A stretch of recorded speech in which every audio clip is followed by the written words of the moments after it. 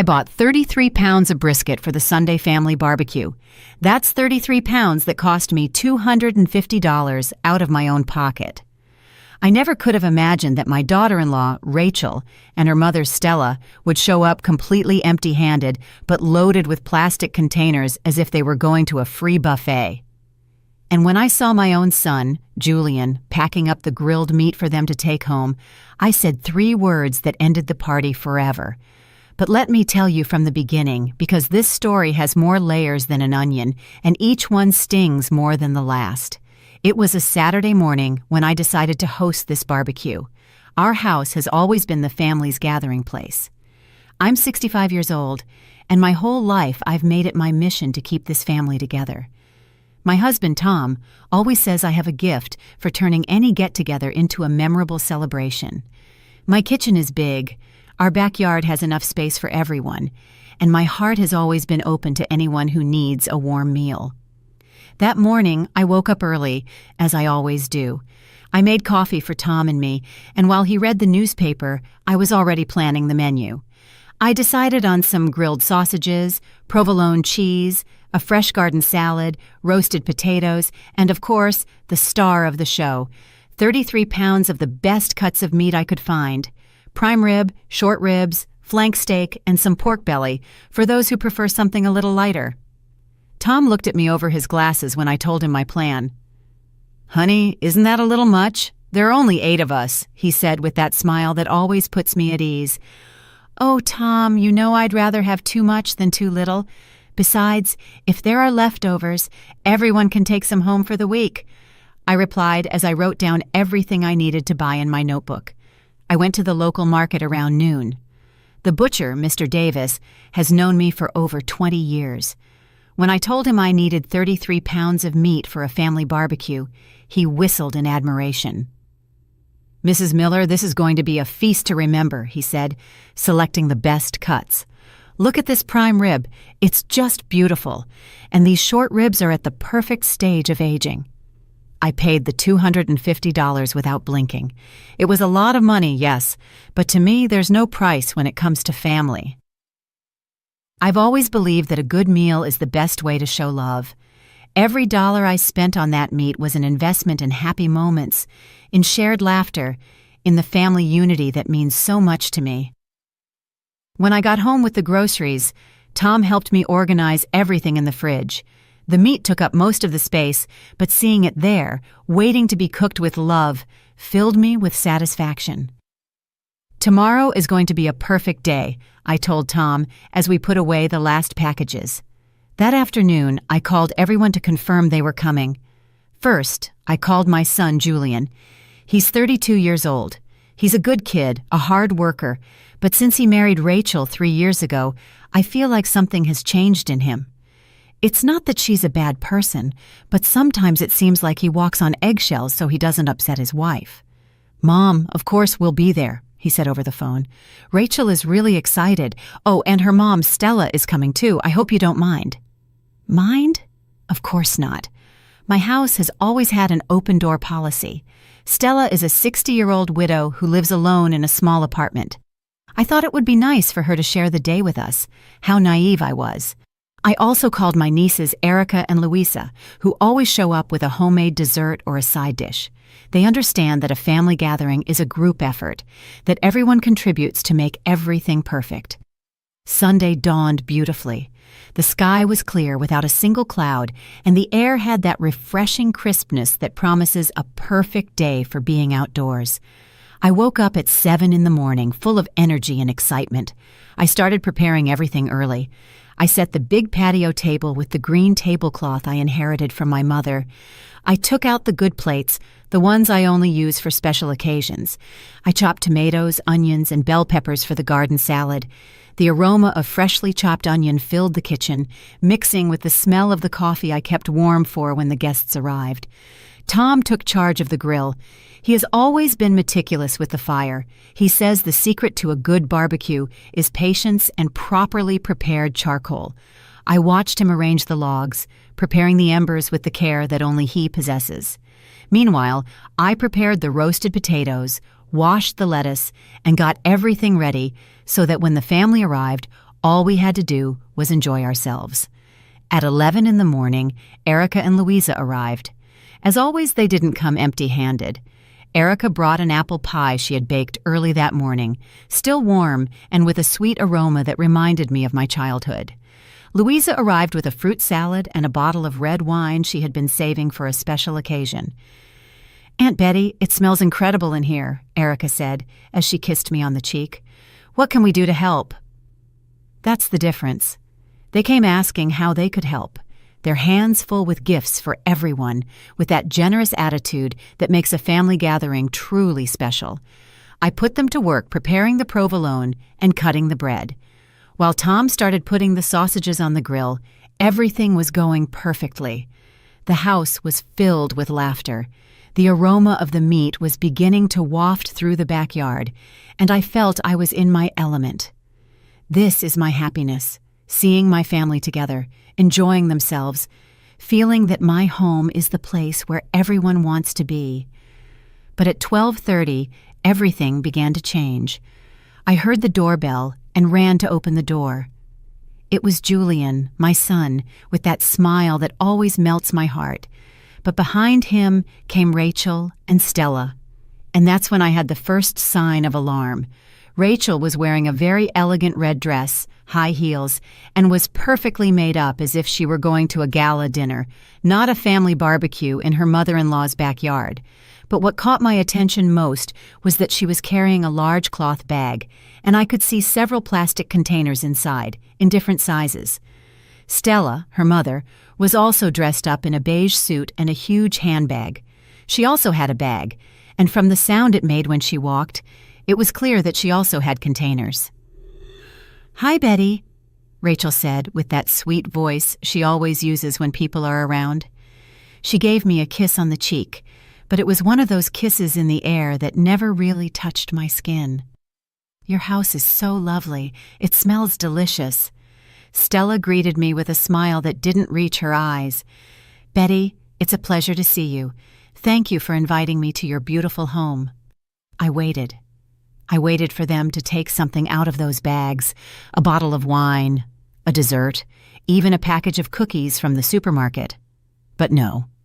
They put their bags in a corner and went directly to the patio as if they were VIP guests at a 5-star restaurant. "Didn't you bring anything?" I asked, trying to keep the smile on my face. "Oh, Betty, we ran late," Rachel said with a nervous giggle. "But you know you always cook so well that anything we would have brought would have been overshadowed by your food." It was an excuse wrapped in flattery, but I'm not foolish. I've lived 65 years, and I know how to recognize when someone is trying to make me believe that their lack of consideration is actually a compliment to me. Julian, my poor son, looked uncomfortable. I know him like the back of my hand, and I could see in his eyes that he also realized something wasn't right, but he didn't say anything. He never says anything when it means contradicting his wife, even if it's about doing the right thing. "Well, don't you worry," I said, "because that's me. I always try to make everyone feel comfortable, even if I'm boiling inside. The important thing is that you're here." We headed to the patio, where Tom already had the grill smoking with the sausages. Erica and Louisa greeted Julian warmly, but I noticed they were more reserved with Rachel and Stella. They had also realized something was off. "How wonderful!" Stella exclaimed when she saw the grill. "So much meat! This looks like a restaurant." "Betty bought 33 pounds, Tom said proudly, not realizing what that information would provoke. I saw Rachel's and Stella's eyes light up. It wasn't admiration for my generosity. It was pure calculation. 33 pounds of meat meant there would be plenty of leftovers, and they already had their containers ready to take as much as possible. 33 pounds, my goodness, Rachel said. No wonder we brought our containers. We knew Betty is always so generous. There was the confession. They hadn't brought the containers by chance. They had come specifically prepared to take food home without contributing a single dime or even a soda, but with enough nerve to show up with containers as if my house were a free-for-all buffet. What came next was even worse. They sat at the table like queens waiting to be served. They didn't even ask if they could help with anything. While Erica and Louisa moved around with me, carrying plates, serving drinks, and setting things up, Rachel and Stella stayed seated, chatting with each other, looking at their phones, and making comments about everything they saw. "Oh, look how nice the garden is," Stella said, pointing at my plants. "Though those flowers look a little wilted, don't they? Maybe they need more water." "More water?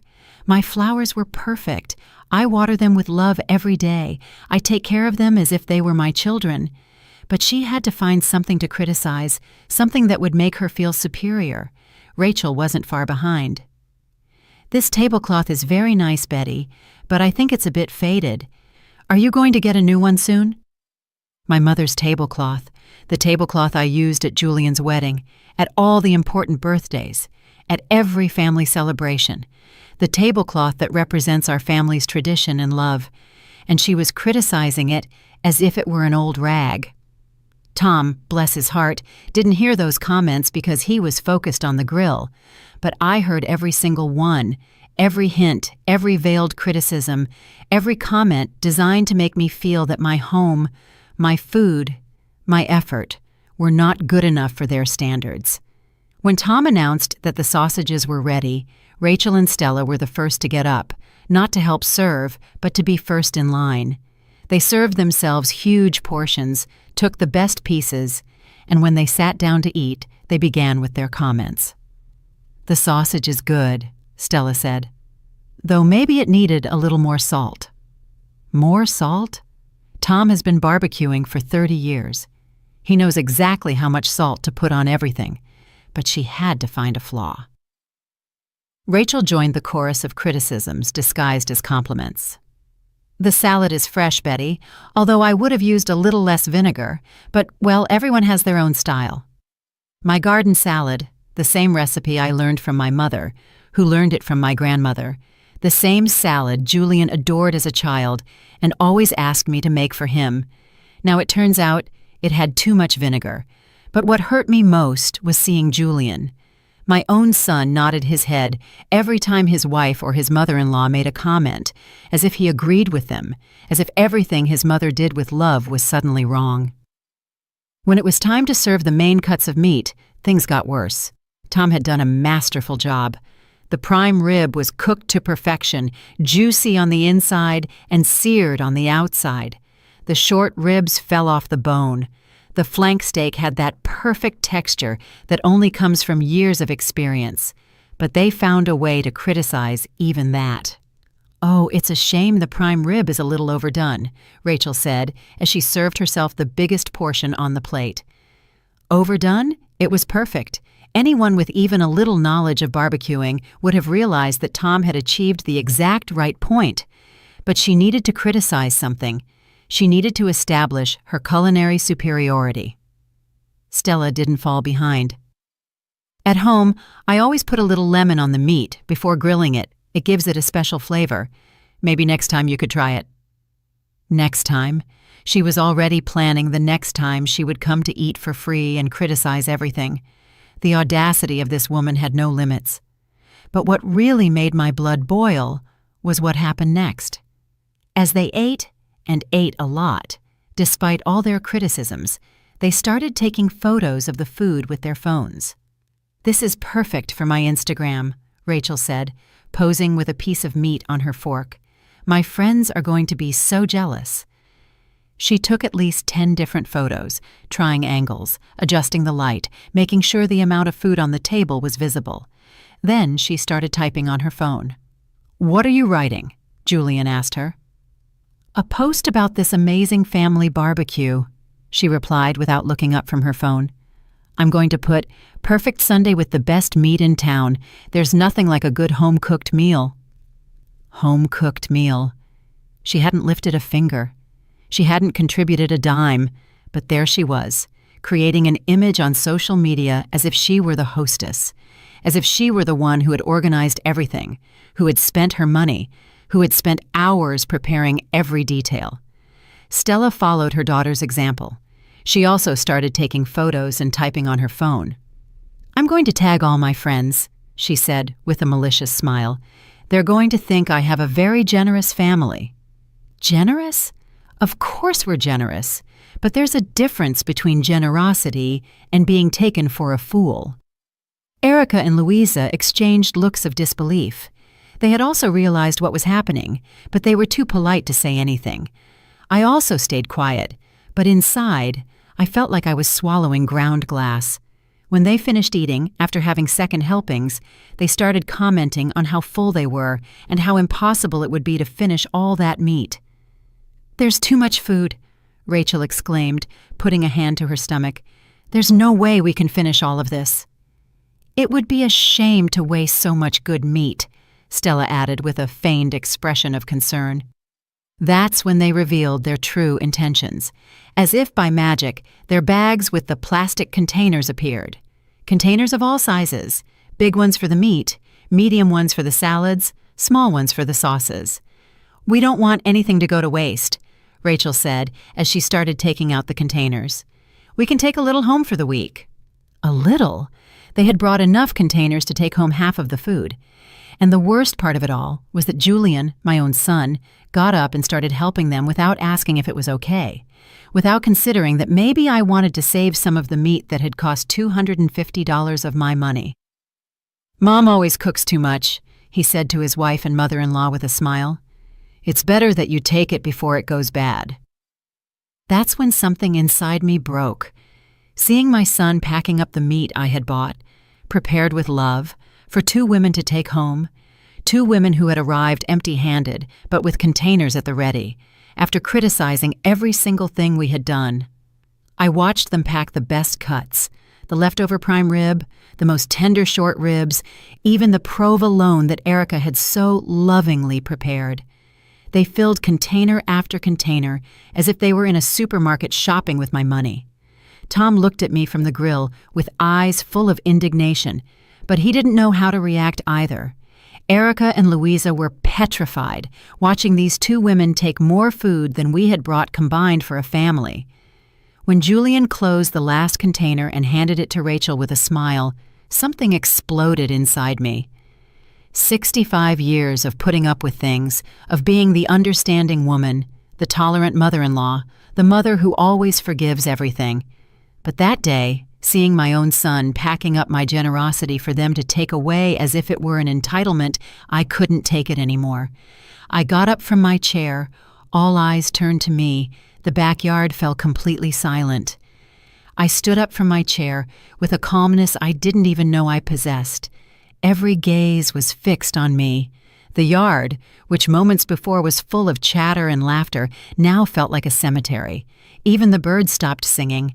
I walked slowly to where Julian was, with the last container in his hands, ready to give it to Rachel. My steps sounded loud against the patio tiles. I could feel my heart pounding in my temples, as if it were about to burst. When I got to him, I looked him straight in the eyes, those eyes I had known since the day he was born, that I had seen cry when he was a baby, that had shone with joy at his graduation, that were filled with love on his wedding day. Now they looked at me with confusion, not understanding why his mother was standing there like a statue without saying a word. I slowly took the container from his hands, without being rough, but with a firmness that made everyone hold their breath. "Get the hell out," I said, loud and clear. 3 words, just 3 words, but they were enough to make the world stop completely. The silence that followed was deafening. No one moved, no one breathed. It was as if I had just dropped a bomb in the middle of the family table. Rachel was the first to react. Her mouth opened like a fish out of water, and her eyes instantly filled with crocodile tears. "Betty, how could you say something like that?" she yelled, putting a hand to her chest as if she had just been stabbed. "We only wanted to take a little food. I didn't think it would bother you so much." What? She didn't think it would bother me? Of course she didn't think. She didn't think when she came empty-handed. She didn't think when she brought containers to take my food. She didn't think when she criticized every single thing we had lovingly prepared. She didn't think about anything but taking advantage. Stella jumped up from her chair like a spring, her face red with indignation. "This is unacceptable. I have never been spoken to like this. I am an older woman. I deserve respect." Respect. Where was the respect when she came to my house without bringing anything? Where was the respect when she criticized my flowers, my tablecloth? Where was the respect when she took photos of my food to show off on social media as if it were hers? Respect is earned, I told her, looking at her intently, and you two came here as if my house were a free restaurant. Julian was pale as a sheet. He looked from me to his wife, from his wife to his mother-in-law, like a lost child who doesn't know whose side to take. "Mom, please," he begged me in a trembling voice. "It was just a misunderstanding. Rachel didn't mean to offend you." A misunderstanding? Calling a premeditated plan to show up with containers to take food for free a misunderstanding? Calling the constant criticisms, the derogatory comments, the total lack of consideration a misunderstanding? "Julian," I said with a voice I didn't even recognize, "I spent $250 of my savings on this meat. I spent 2 days preparing everything so that you could come and enjoy it as a family. And all I received were criticisms and the nerve to watch you pack up my food for them to take home." Rachel started to cry harder, but they were tears of rage, not sadness. "I didn't know I had to bring something. I thought it was a normal invitation." "A normal invitation?" I exploded. "Is it normal to show up to a party with empty containers? Is it normal to criticize everything you're served? Is it normal to take photos of someone else's food to show off online?" Tom came over and put a hand on my shoulder. I could feel that he was also furious, but he was trying to stay calm out of respect for the family. "Betty is right," he said with that deep voice he only uses when he's truly upset. "This is not okay." Erica and Louisa nodded in silence. They had seen everything. They had been witnesses to every comment, every disrespect, every abuse of trust.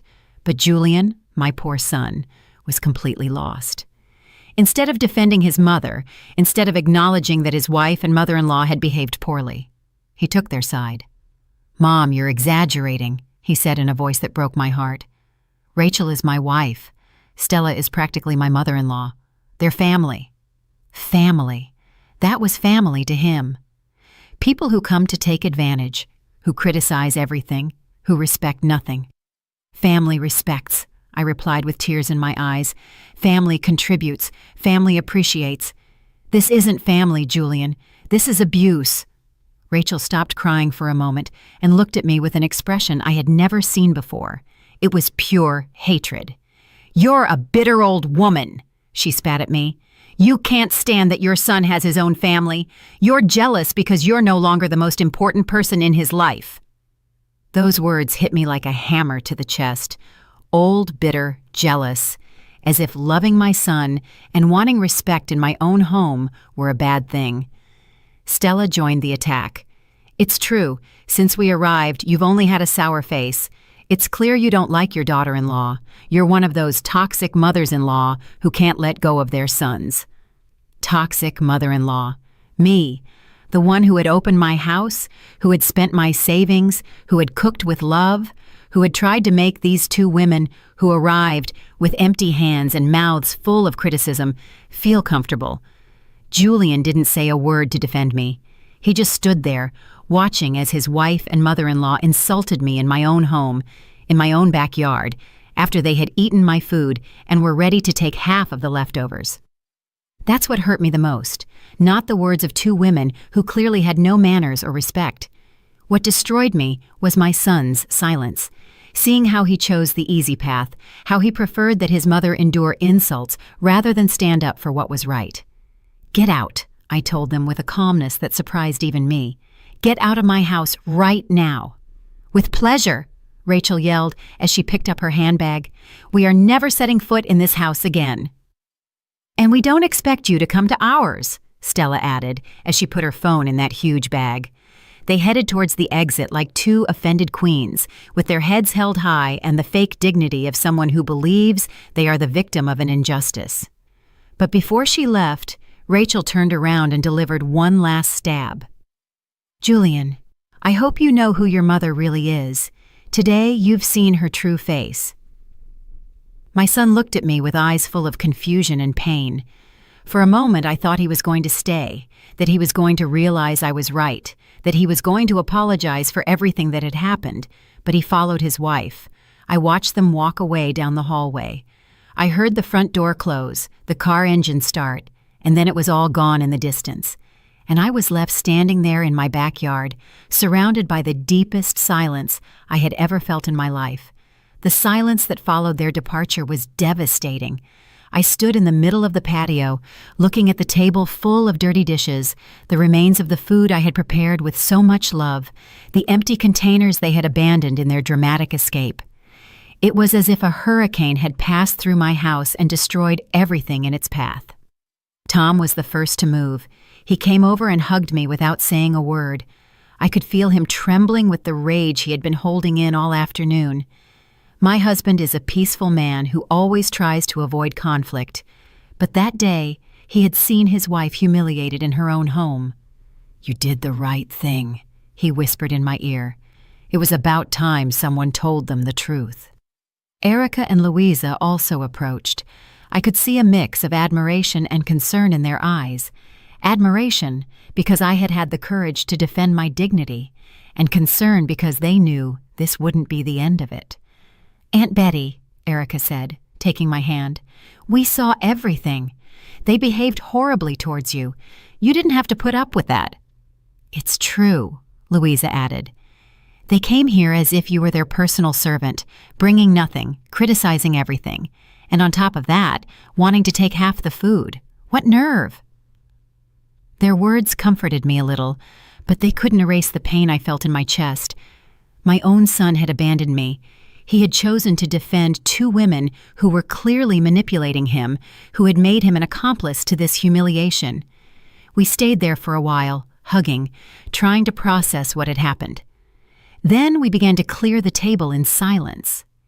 Each plate I picked up reminded me of a moment from the afternoon. Here, Rachel had sat, criticizing my salad.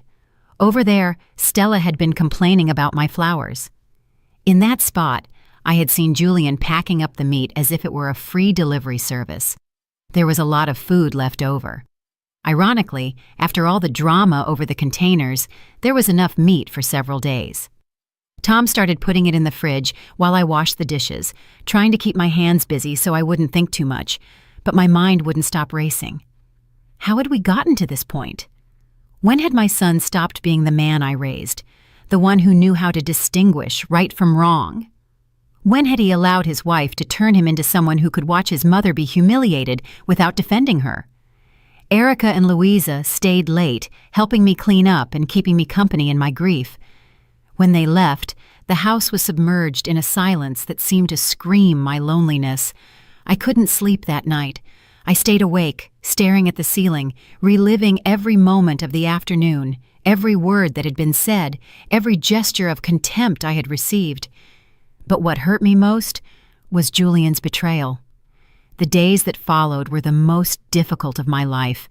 I hoped my son would call, that he would come to apologize, that he would admit he had made a mistake. But nothing happened.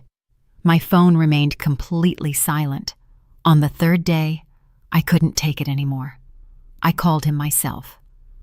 "Hello, Mom," he said in a cold voice I had never heard before. "Julian, we need to talk," I said, trying to stay calm. "There's nothing to talk about," he replied with a harshness that broke my heart.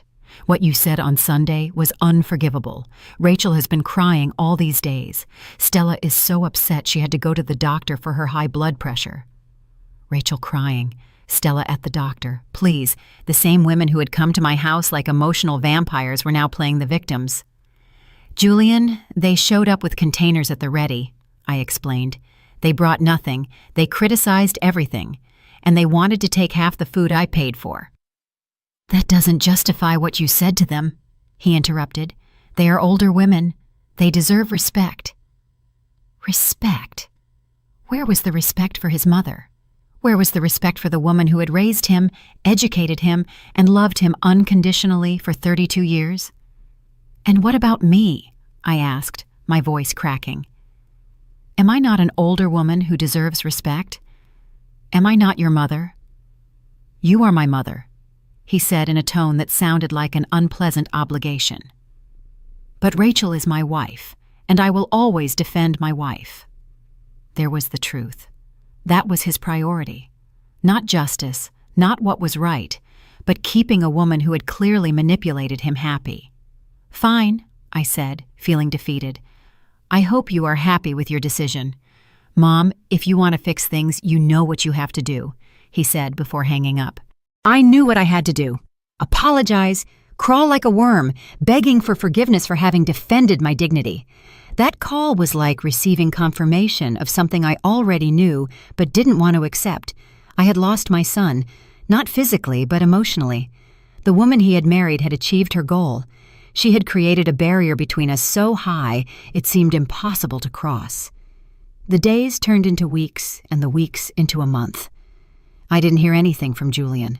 Tom told me to be patient, that he would surely get over his tantrum and come back begging for forgiveness. But I knew my son, and I knew that as long as he was under Rachel's influence, things wouldn't change. One afternoon, as I was watering my plants, the ones Stella had criticized for being wilted, the doorbell rang. My heart jumped, thinking it might be Julian, that he had finally come to seek reconciliation. But when I opened the door, it was Erica. "Aunt Betty, I have to tell you something," she said with a serious expression. "Yesterday, I ran into a friend who works in the same place as Rachel. She told me some things that will hurt, but I think you need to know." I sat on the couch, bracing myself for the worst. Erica took a deep breath before she started to speak. "Rachel has been telling people at work that you kicked her out of your house for no reason. She says she showed up with a gift and that you insulted her because you're jealous that Julian got married.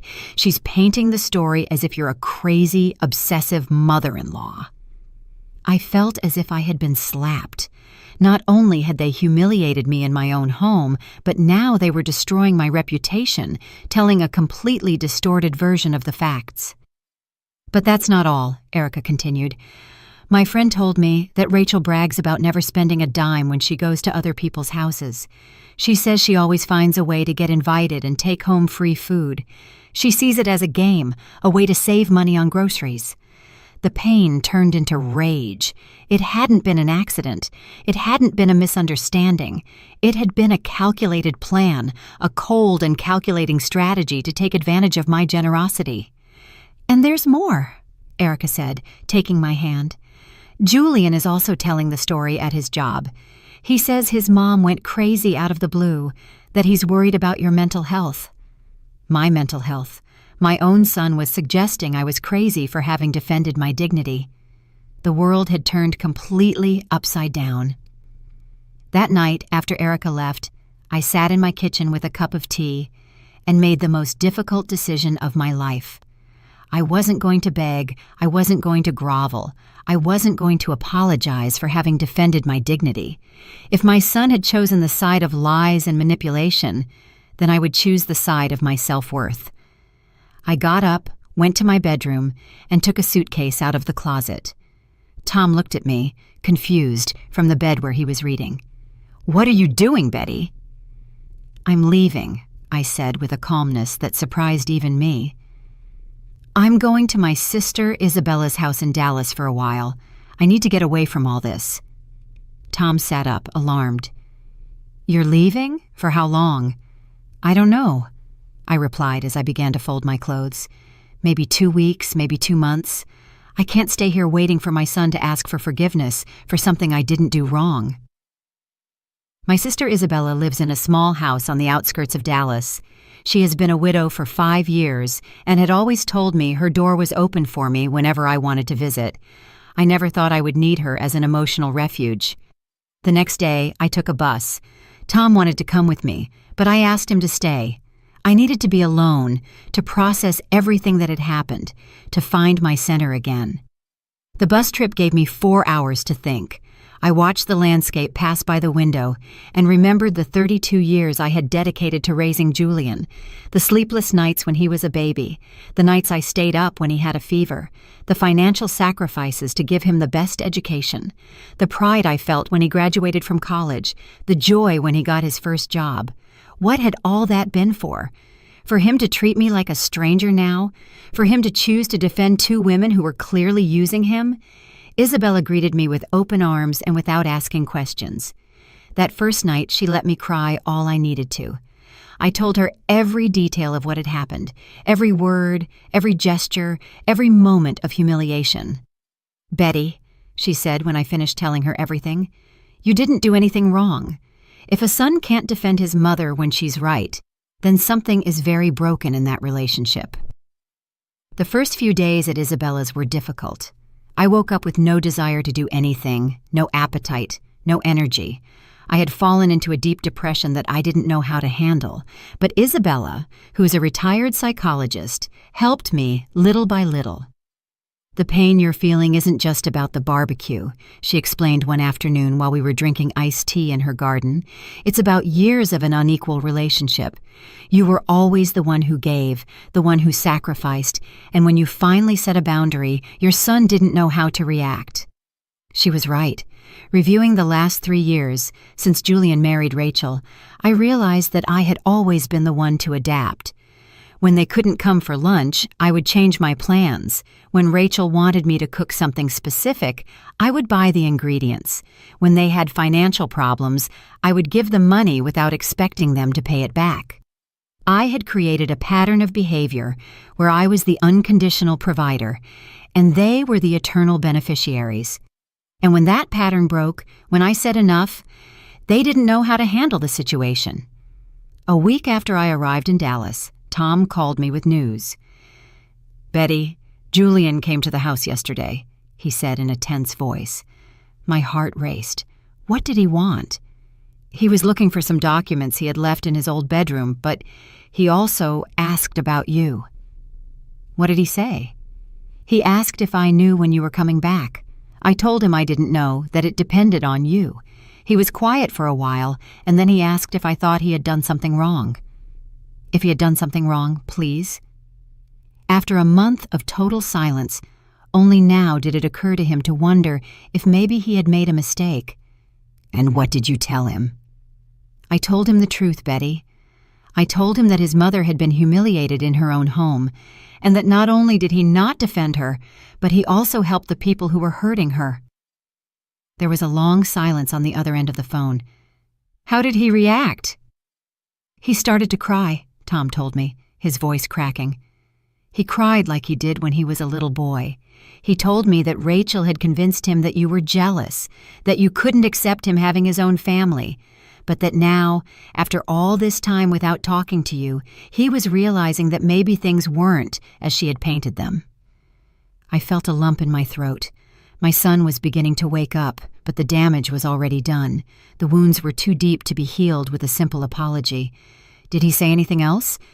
"He asked for Isabella's phone number. I told him he had to ask you for it first. I didn't give him the number. I wasn't ready to talk to him yet. I needed more time to heal, to find my inner strength, to decide what kind of relationship I wanted to have with my son in the future. Meanwhile, Isabella was helping me rediscover myself. We had started walking every morning in the nearby hills. The fresh air, the exercise, and the beauty of the landscape were bringing back my lost energy.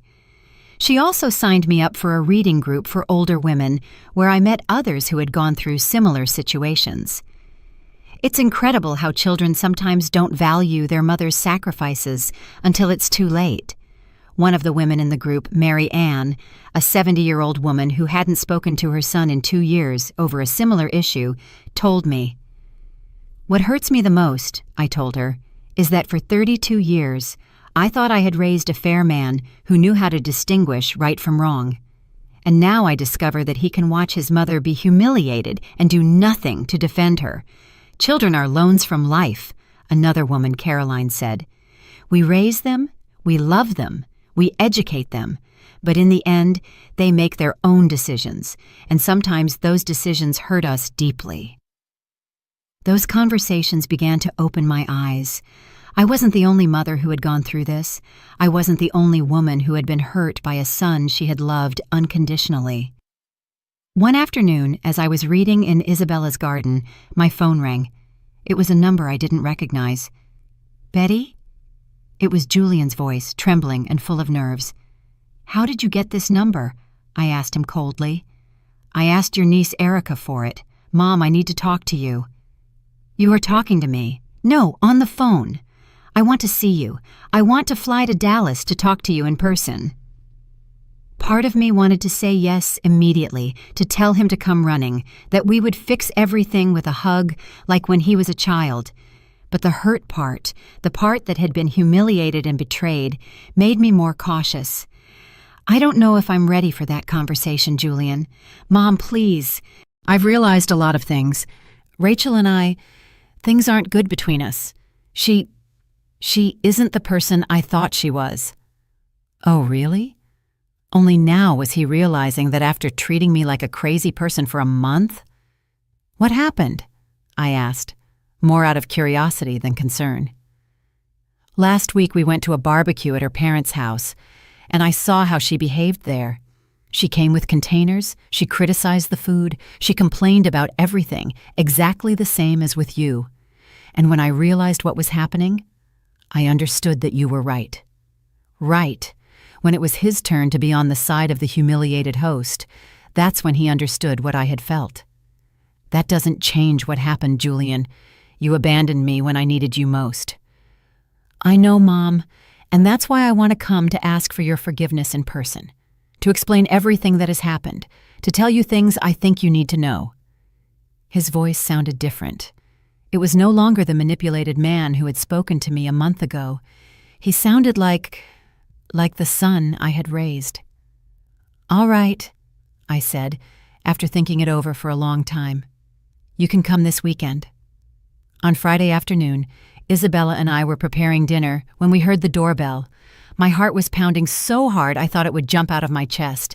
It had been almost 2 months since I had last seen my son, and I didn't know what to expect from this meeting. Isabella opened the door, and there was Julian. But he wasn't the same man who had left my house that terrible Sunday. He looked haggard. He had lost weight, had deep, dark circles under his eyes, and his clothes were wrinkled as if he had slept in them. He looked like a man who had been through an emotional hell. "Hi, Aunt Isabella," he said in a voice that was barely audible. "Is Mom here?" When he saw me appear in the hallway, his eyes filled with tears. He didn't run to hug me as the Julian I once knew would have. He just stood there like a child who knows he has done something very wrong and is waiting for his punishment. "Hi, Mom," he said, his voice cracking. "Hi, Julian." The silence that followed was awkward. Isabella, who always knows how to read situations, left us alone, saying she was going to buy a few things for dinner. We sat in Isabella's living room, facing each other, like two strangers meeting for the first time. My son, the same one who had grown up in my arms, who had been my partner in mischief, my pride and my joy, now seemed like a stranger. "Mom," he began with difficulty, "I've come to ask for your forgiveness, but before I do, I need to tell you what has happened, things that have opened my eyes about this whole time."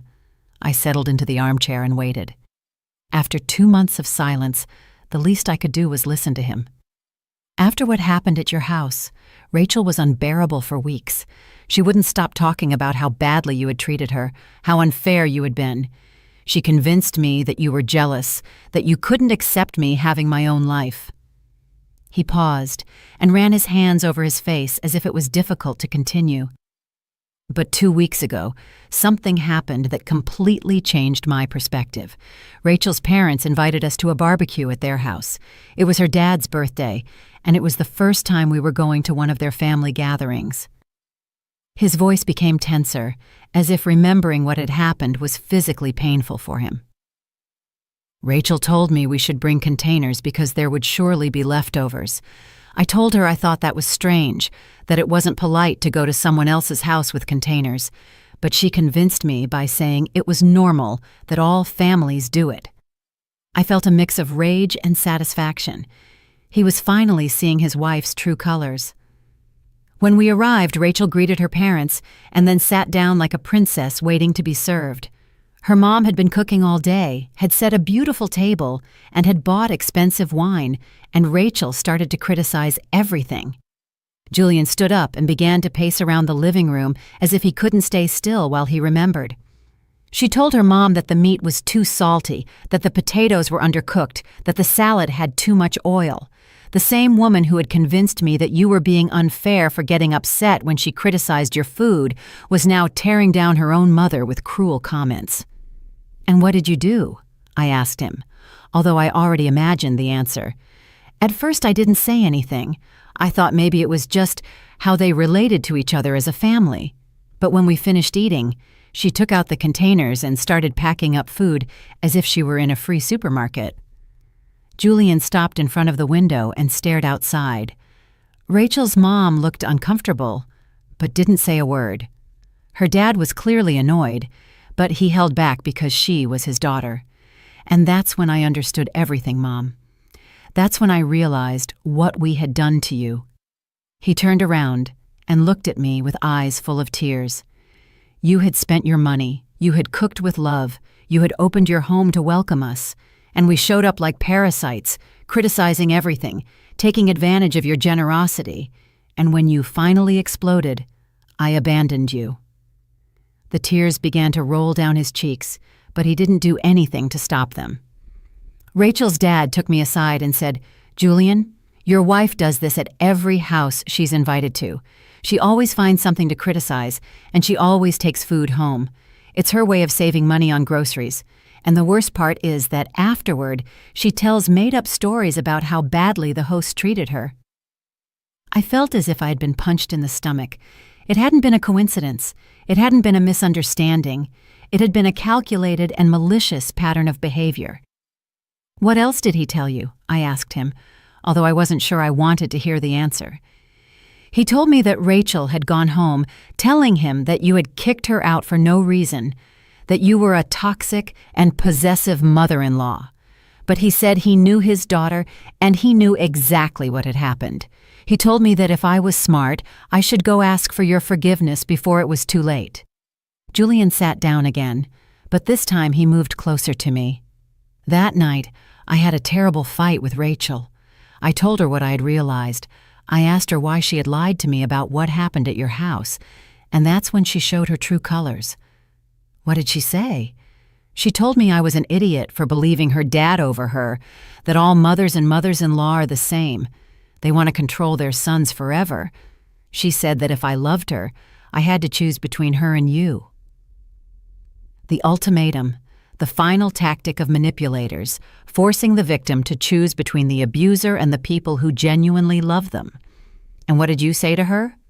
I told her that no one was going to force me to choose between my wife and my mother, that both of you had to learn to respect each other. But she went crazy. She started yelling at me, throwing things, insulting me. Julian took a deep breath before continuing. She said terrible things to me, Mom. She told me I was a mama's boy, that I was never going to grow up, that I was pathetic, and when I told her I was going to come see you to apologize, she threatened me with divorce. And I told her to do what she wanted, that I would rather be divorced than continue to live with someone who had made me betray my own mother. For the first time in 2 months, I felt something akin to pride for my son. He had finally found the courage to stand up for himself, to stand up for what was right. "We are separated," he said in a sad but firm voice. "I moved into a small apartment near my job. Rachel stayed in the house we bought together, but the lawyers will figure that out. How do you feel about all this?" I asked him. "Devastated," he admitted, but also relieved. For the 3 years we were married, I felt like I was losing my identity, that I was turning into someone I didn't recognize. Rachel had a very subtle way of manipulating me, of making me feel guilty every time I didn't do what she wanted. He moved even closer and took my hands. "Mom, I know I have no right to ask for your forgiveness. I know I hurt you deeply. I abandoned you when you needed me most. I defended people who were abusing you, and on top of that, I allowed them to say horrible things about you." His hands were trembling as they held mine. "But I need you to know that for the past 2 months, I have thought about you every single day. I woke up every morning feeling the weight of what I had done, and every day that passed without calling you was another day of cowardice on my part." "Why did it take you so long to realize?" I asked him. It was the question that had tormented me all this time, because it was easier to believe that you were wrong than to admit that I had married someone who wasn't worth it. It was easier to think that you were a difficult mother-in-law than to accept that I had betrayed the woman who loved me more than anyone in the world. Those words touched my heart, but there was still a lot of pain to heal. "Julian," I said, "what hurt me the most weren't Rachel's or Stella's words. What broke me was seeing you pack up that meat for them to take home, as if it was normal for your mother to spend her money to feed people who had come to humiliate her." "I know, Mom, and I have no excuse for that. All I can tell you is that I was completely blinded, completely manipulated, but that doesn't justify anything." We were silent for a long moment. There was so much accumulated pain between us, so many wounds that needed time to heal. "What do you expect from me now?" I finally asked. "I don't expect anything," he said with sincerity. "I just came to ask for your forgiveness and to tell you that I love you.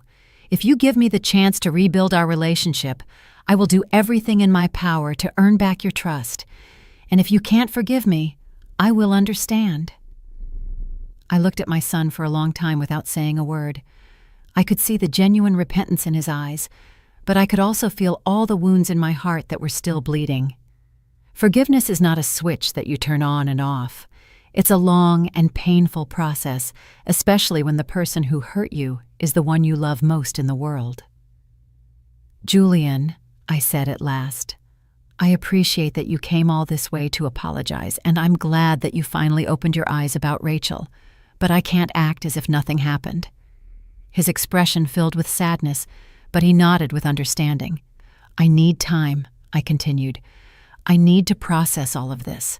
For 2 months, I have been rebuilding my self-worth, learning to value myself again after being humiliated in my own home by my own family." "I understand perfectly," he said in a soft voice. "I didn't come here to ask you to forget what happened. I just came to tell you the truth and to ask for your forgiveness." Isabella returned at that moment with grocery bags, and the tension broke a little. She insisted that Julian stay for dinner, and although he resisted at first, he finally accepted. During dinner, my son told me more details about everything that had happened after we had separated. He told me about the sleepless nights, about how he had started to question every single thing Rachel told him, about how he had begun to remember past situations with a new perspective. "Do you remember your birthday last year?" he asked me as we ate the dessert Isabella had prepared. "Which one?" I replied, although I knew exactly which one he meant. "The one where Rachel said she had a headache and couldn't come. Then we went out to dinner with her friends that same night, and she was perfectly fine." I remembered that birthday perfectly. It had been one of the many times Rachel had found an excuse not to come to my house. At the time, it had hurt, but I had justified it by thinking that maybe she really felt uncomfortable. "Now I realize she never wanted to be a part of our family," Julian continued. "She always looked for excuses not to come, and when she did come, it was to take advantage of something." Isabella, who had been listening in silence, finally spoke. "Julian, what I think is most important about all of this is not so much that you realized what Rachel was like, but that you found the courage to admit you were wrong and came to ask your mother for forgiveness. My sister was right. It would have been easy to put all the blame on Rachel and paint himself as a victim of manipulation. But Julian was taking responsibility, acknowledging that he had made wrong decisions. That night, after Julian left for the hotel where he was staying, Isabella and I sat in her garden to talk. "What are you going to do?" she asked me as we drank some tea. "I don't know," I replied honestly.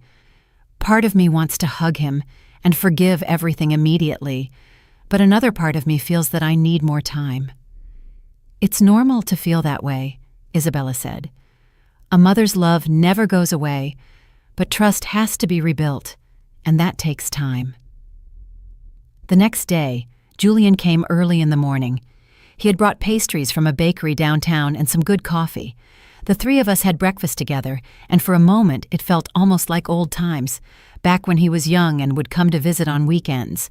But I knew we couldn't go back to the past. Too many things had changed. I had changed.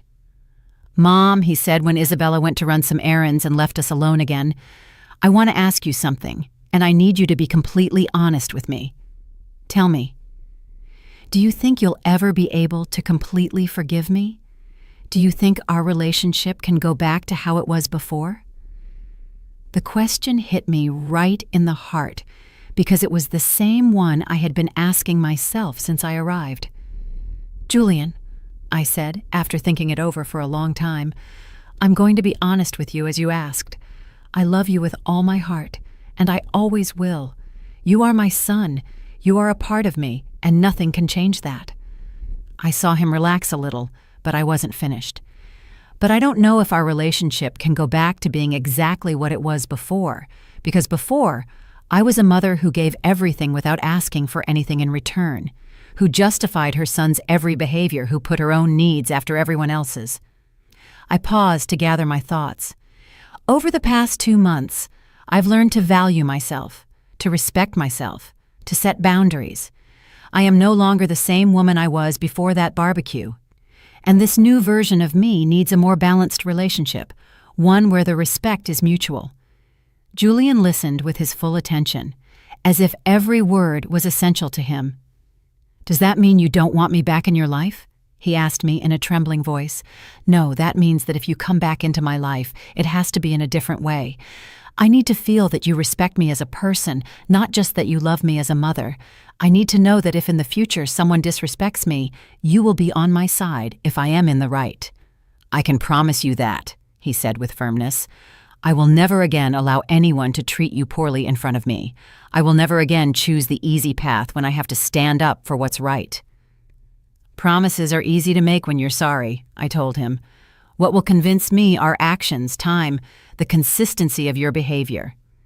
Julian nodded, understanding that this was going to be a long process. "What do you need from me?" he asked me. "I need you to understand that trust is built little by little. I need you to respect my timing, my decisions, my boundaries. And I need you to show me, with actions, not just words, what you've learned from this." "Are we starting over from scratch?" he asked. "No, not from scratch," I clarified. "We have 32 years of history together, and most of those years were beautiful. But we do need to start a new stage, one where we are both more mature, more aware, and more respectful of each other." That afternoon, before Julian went back to Los Angeles, we went for a walk in the hills. It was something we had done a lot when he was a teenager, and it felt natural to do it again now. "Mom," he said as we walked up a trail, "there's something else I need to tell you." "What is it?" "Rachel is pregnant." I stopped dead in my tracks. Of all the things I could have expected to hear, that was the one I least imagined. "Pregnant?" I repeated, feeling as if cold water had been thrown on me. 2 months along, he confirmed. I found out just before we separated. In fact, it was part of the reason it took me so long to make the decision to leave her. My mind began to process the implications of this news. I was going to be a grandmother, but the mother of my grandchild was a woman who hated me, who had lied about me, who had humiliated me in my own home. "What are you going to do?" I asked him. "I'm going to be a father," he said, with a mixture of sadness and determination. "No matter what happened between Rachel and me, that baby is my child, and I'm going to be present in his or her life." "And what does that mean for us?" I asked, though I was afraid of the answer. "It means things are going to be complicated," he admitted. "But I'm not going to let Rachel use my child as a weapon against you. That baby is going to know his or her grandmother. They're going to grow up knowing they have a family that loves them." It was a complex situation that added another layer of difficulty to our already complicated relationship, but it also gave me hope. Julian was talking about defending my place in my grandchild's life, about not allowing them to keep me away from my own family. "I need time to process this too," I told him. "I understand," he replied. "I just wanted you to know so you wouldn't find out from someone else." When we got back to Isabella's house, Julian got ready to leave. We hugged for the first time in 2 months, and although it wasn't the warm, unrestrained hug of before, it was a start. "I'll call you next week," he promised. "If you want me to." "Yes," I replied. "I want you to." I watched him walk away down the street and felt a strange mix of emotions. Sadness for all that we had lost, hope for what we could rebuild, and something akin to peace for having kept my dignity intact.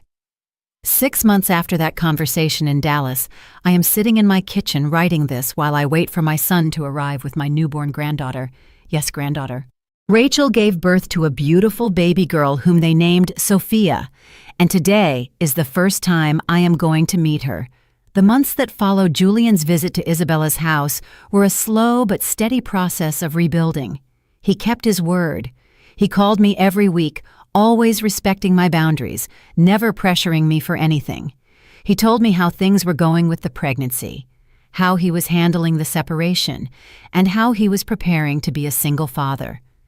Because yes, Julian and Rachel got divorced. She tried to use it as revenge against me, forbidding him from visiting me if he wanted to be present for the pregnancy. But my son had learned his lesson. He told her clearly that I was his mother and that I was going to be a part of his daughter's life, whether she liked it or not. I returned to Los Angeles 3 months after I had left. Isabella had helped me a lot to heal, to find my inner strength, to understand that self-love is not selfishness, it's emotional survival. When I returned to my house, I was no longer the same woman who had left. I was stronger, more self-assured, less willing to accept disrespect from anyone. Tom greeted me with open arms and with some interesting news. During my absence, he had been in contact with Erica and Louisa, who had told him things that surprised me a lot. It turns out that after the barbecue drama, Rachel had been telling her distorted version of events all over the neighborhood. But Erica and Louisa had talked to other people who knew Rachel and had discovered that I was not her first victim. Mrs. Johnson, who lives 3 blocks away, told me that Rachel did the same thing at her grandson's baptism, Tom told me on that first night back. She showed up with containers, criticized everything, and then left telling people she had been treated poorly. Really? And not only that, Tom continued, Louisa's sister also had problems with her. She invited her to her birthday, and Rachel behaved in the exact same way. It seems that's just how she operates. Knowing that it hadn't been personal, that I hadn't done anything specifically wrong to deserve that treatment, helped me a lot to process everything that had happened. Rachel was simply that way, a person who took advantage of others' generosity and then blamed them when she was confronted. When Julian found out I was back, he asked permission to visit me. It was strange to have him in the house again after all that had happened.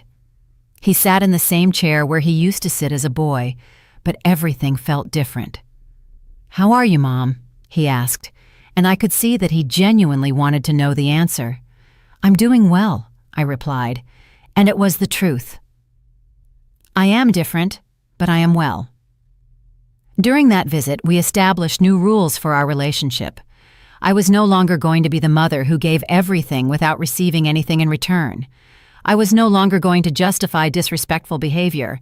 I was no longer going to put others' needs above my own dignity. "I understand," he said, when I explained my new boundaries, "and I want you to know that I respect them completely." The following visits were gradually more comfortable. Julian brought flowers, helped with the cooking, and asked what he could do to help.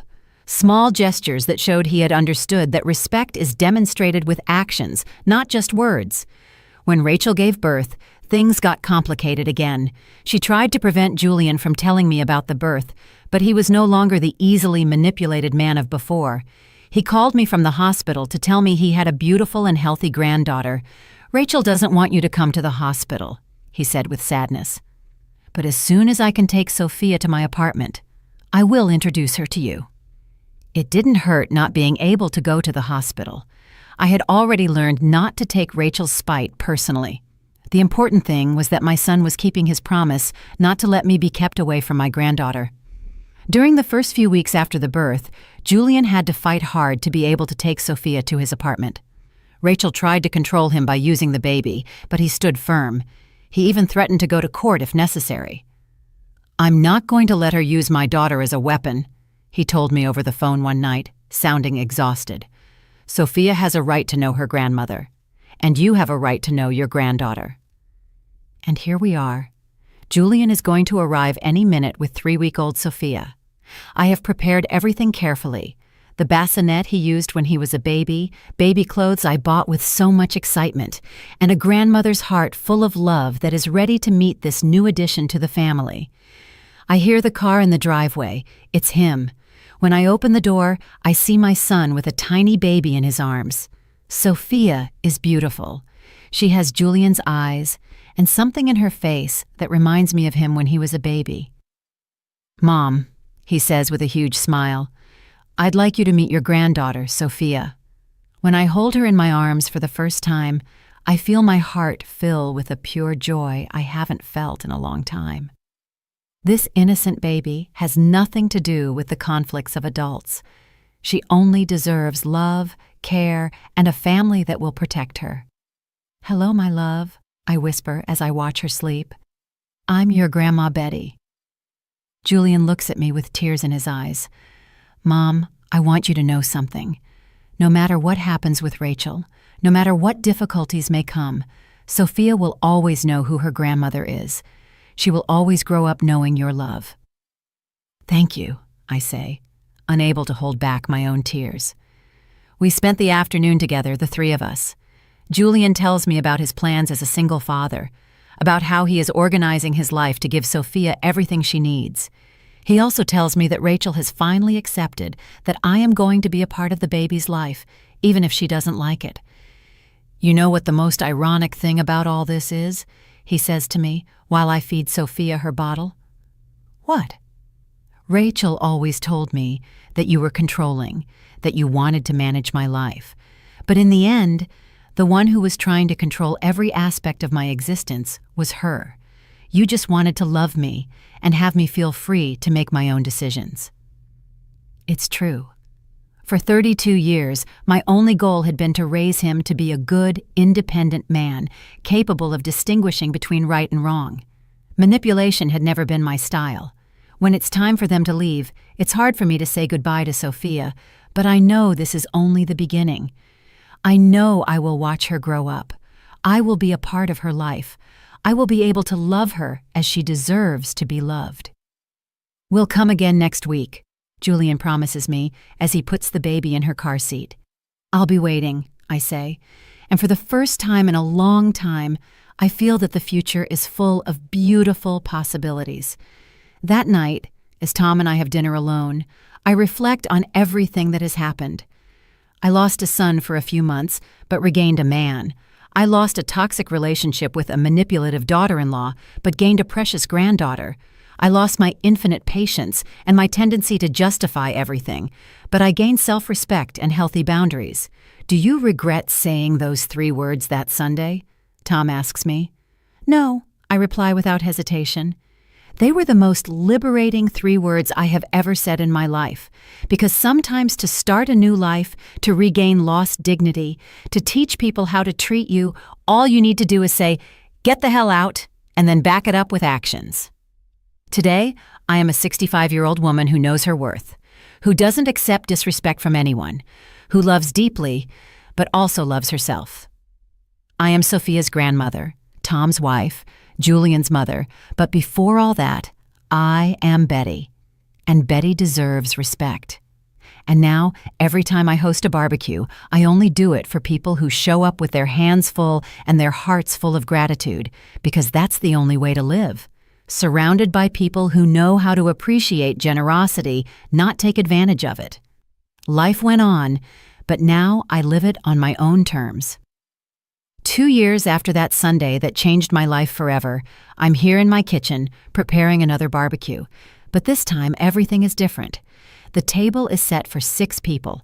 Tom and me, Julian with Sophia, who is now 2.5 years old, and Isabella, who came from Dallas to spend a few days with us. Sophia is running around the yard, chasing butterflies with that infinite energy only small children have. Every time she sees me, she yells, "Grandma Betty!" and runs to hug me with those chubby little arms that melt my heart. She is an intelligent, sweet, and, thankfully, has none of her mother's temperament. Julian has become an exemplary father. He worked hard to get joint custody of Sophia, and now he has her for half of the week. The days she is with me are pure joy. We have established a beautiful routine. She comes on Wednesdays after preschool and stays until Friday morning. "Mom," Julian says to me as he tidies up Sophia's toys that are scattered throughout the living room, "did I tell you Rachel moved to Las Vegas?" "Really?" I ask him as I cut tomatoes for the salad. "She left with a guy she met at work. At first I thought it was going to be a problem for Sophia's visits, but it turns out it works out better for her. She doesn't have to see me as often." It's funny how things just work themselves out. Rachel finally found someone else to manipulate, and we regained the family peace we had lost. Julian has grown so much as a person during these 2 years. He is no longer the insecure man who let himself be manipulated. Now he makes his own decisions, stands up for what he believes is right, and most importantly, he is a present and loving father. "Do you know what Sophia told me yesterday?" he asks me as he helps me set the plates on the table. "What did she tell you?" "She asked me why Grandma Rachel never comes to visit, but Grandma Betty is always here. I explained to her that every family is different, but the important thing is that she is surrounded by people who love her." I am moved to tears hearing this. Sophia is already learning, without anyone having to explain it directly, who the people are who truly love her and who are absent by their own choice. Isabella comes out to the patio with a tray of hot dogs she made this morning. My sister has been my greatest support throughout this whole process. Every time I have doubts, every time I feel that maybe I was too harsh, she reminds me that defending your own dignity is never wrong. "Do you remember what you told me 2 years ago?" I ask her as we put the hot dogs on the table. "What's that?" "That children are loans from life, that in the end, they make their own decisions." "And I was right," she says with a smile. "Julian made the right decision, even if it took him a while." Tom comes from the supermarket with wine and ice. At his age, he is still the most patient and wise man I know. Throughout this whole family crisis, he was my rock, my unconditional support. "How's the grill?" I ask him. "Perfect. We can start putting the meat on in an hour." This time, I only bought 11 pounds of meat. I no longer need to impress anyone or show off my generosity in an exaggerated way. I cook with love for the people who truly appreciate that love, not for those who see it as a free obligation. As we prepare everything, I think about how much things have changed. Erica and Louisa still come to the house regularly, and every time they bring something to share. The difference is that now I also go to their houses, bringing desserts or salads. Our family relationships became more balanced, healthier. "Grandma Betty," Sophia yells to me from the yard. "Come see the flower I found." I run out to see her discovery. It's a small daisy that grew between the stones on the path. To her, it is the most beautiful treasure in the world. "How pretty," I say, picking her up. "Shall we put it in a small vase with water?" "Yes, so it doesn't die." We go inside together to find a small vase. As I pour water into it, Sophia looks at me with those huge eyes, full of curiosity. "Grandma, why does Daddy say you are the bravest woman he knows?" The question catches me by surprise. "Your daddy says that?" "Yes. He asked Uncle Tom why you are brave, and Uncle Tom said it's because you always tell the truth, even when it's hard." I am moved to tears. It's beautiful to know that my experience, no matter how painful it was, is turning into a life lesson for my granddaughter. "Sometimes, my love," I explain to her as we put the daisy in its little vase, "people don't treat us well, and when that happens, we have to be brave and stand up for ourselves. Like when Martin takes my toys at school." "Exactly like that. You don't have to let anyone take your toys without permission." It's incredible how children understand complex concepts through simple situations.